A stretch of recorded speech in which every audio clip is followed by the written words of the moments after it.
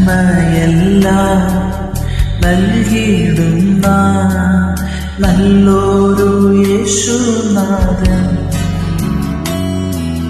തൻ വഴിയെ പിൻഗണിച്ച ആനന്ദം നിത്യമാകും. പൊൻവെള്ളിയിൽ ശ്രേഷ്ഠനായ